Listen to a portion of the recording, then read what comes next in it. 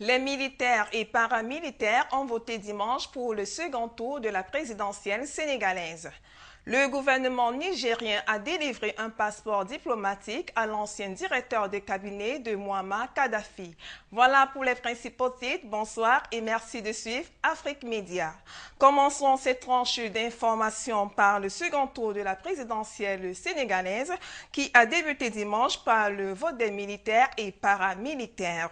Selon les observateurs nationaux et internationaux, ce scrutin s'est bien déroulé dans l'ensemble et le taux de participation a légèrement augmenté, suivant leur point de vue. Le vote s'est passé dans le calme et la sérénité. Et c'est l'objectif majeur qui est recherché par tout le peuple sénégalais. Nous voulons que ces élections, que ce soit le vote militaire ou que ce soit le vote civil qui se déroulera le 25 prochain, se déroulent dans le calme et la sérénité et qu'on ne relève aucun trouble qui puisse perturber le choix des électeurs sénégalais. Pour l'ensemble des votants qui regroupent ces trois bureaux, il y a 1928 électeurs.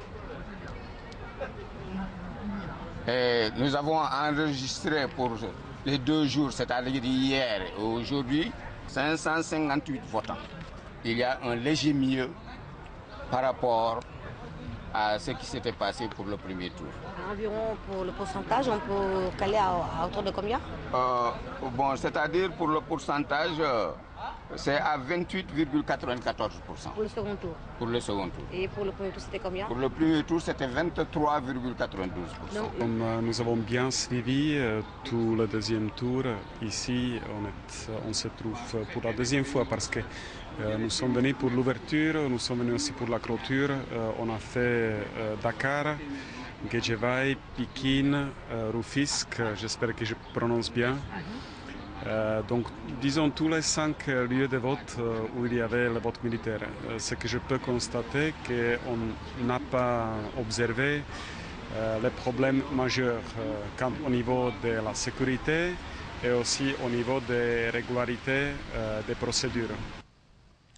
Après plusieurs mois de tergiversation, le gouvernement nigérien a finalement délivré un passeport diplomatique à Bachir Saleh Bachir, l'ancien directeur de cabinet du guide libyen Muammar Kadhafi. Nous vous proposons de suivre à cet effet les déclarations du ministre d'État, ministre des Affaires étrangères, lors d'un point de presse. C'est vrai que nous avons délivré ce passeport. Vous en avez vu au demeurant la copie dans un journal de la place. Il nous serait difficile de le nier si tant est que nous n'ayons jamais eu l'intention de le faire.